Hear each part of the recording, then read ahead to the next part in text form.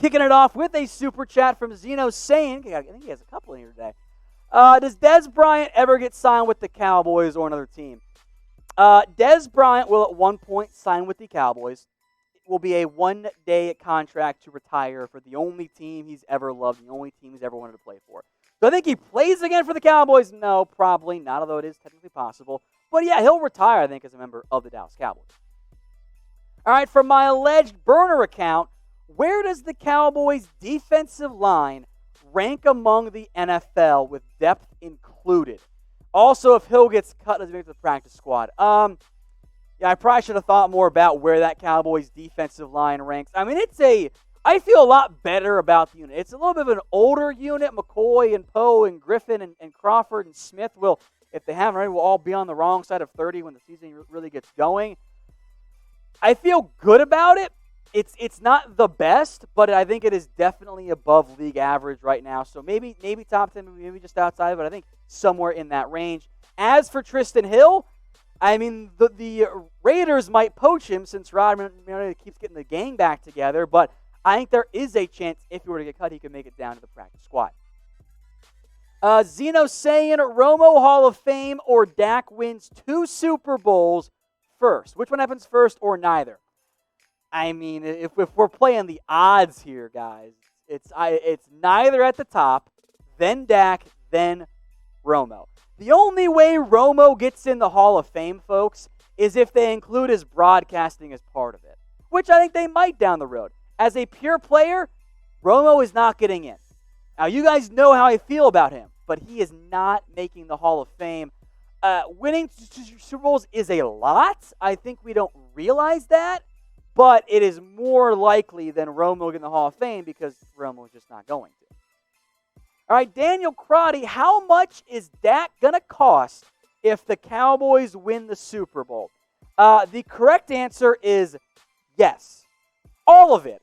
As I heard Mitchell Wren say behind the scenes. Like, all of the money. You thought that Joe Flacco contract was expensive. You thought the Mahomes deal was expensive.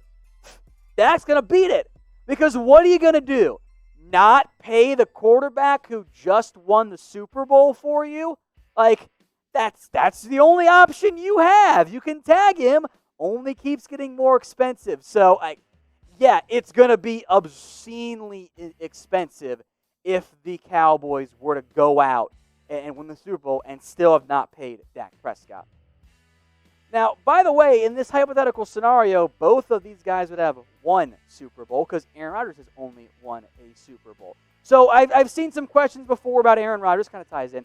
Better quarterback, Dak Prescott, Aaron Rodgers. Let me know what you guys think in the comments section. In their prime, obviously Aaron Rodgers.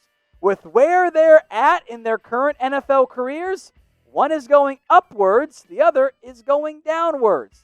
Probably better off actually going with Dak Prescott. I think they're both top 10 quarterbacks, but Rodgers isn't going to be on that list for that much longer.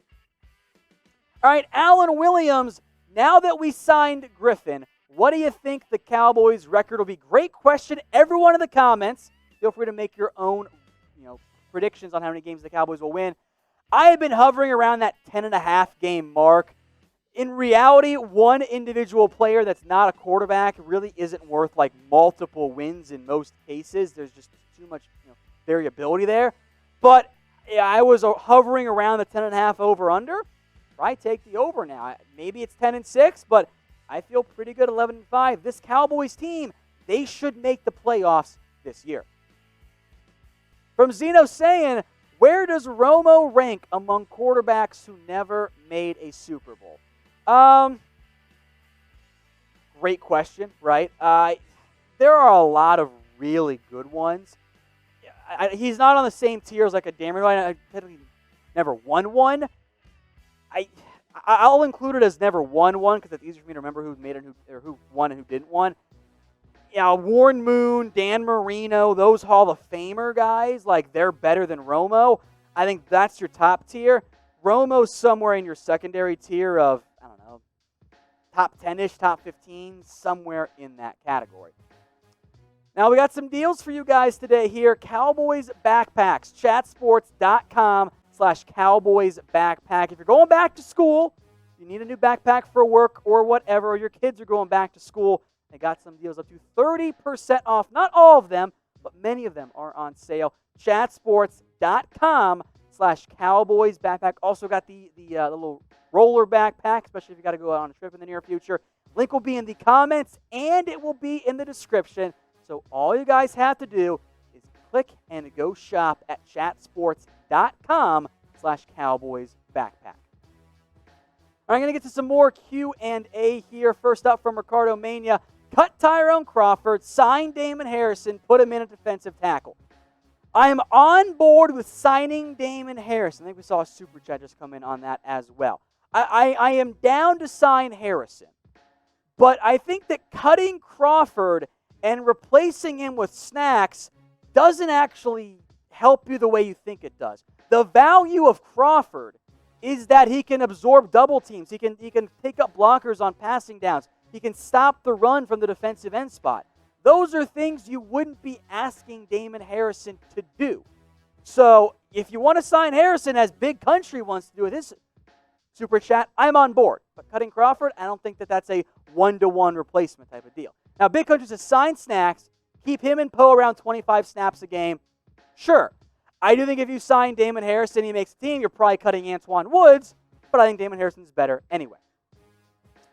Official AJ Lashley, do you think we would trade for a receiver like Kenny Stills or sign Dez Bryant or another receiver? And do you think we would release Cedric Wilson? So, Kenny Stills is possible, but he's got to take a significant pay cut. He is not coming here at $7 million. You don't pay your number 4 receiver that amount of money.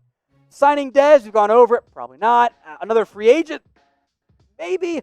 I think Cedric Wilson, of the number 4 to number 7 receivers, I think he has the best chance to actually make the roster because he can do so many different things for you. So I don't think he is line to get released, but it will be a competition at camp. Now, speaking of Dez, get your votes in. Do you want to bring him back? Throw up that X for yes or type in N for no. I'm going to make this the pinned comment on this mailbag, so get your votes in, all right? If you want to bring back Dez, type in X. If you don't want to bring back Dez, type in N. I think it'll be a split vote, but I am curious how you guys go. Anthony Porco, how much cap do we have going into next year? I don't know. There's no way of knowing because we don't know what the cap is next year. If it's 200, they're going to be fine. If it's 175, well, they're going to have to make some cuts. So, unfortunately, I can't answer that at this moment. I'm not answering it. No.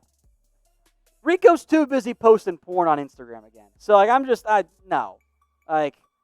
They're not bringing back Rico because he's bad at football. I'm sorry. All right, next up from Sparkster Hater. Do you see any more pieces we could add to help the secondary? I am on board with signing an Eric Reed. I wouldn't mind a Drake Kirkpatrick, a Logan Ryan if the cost is right.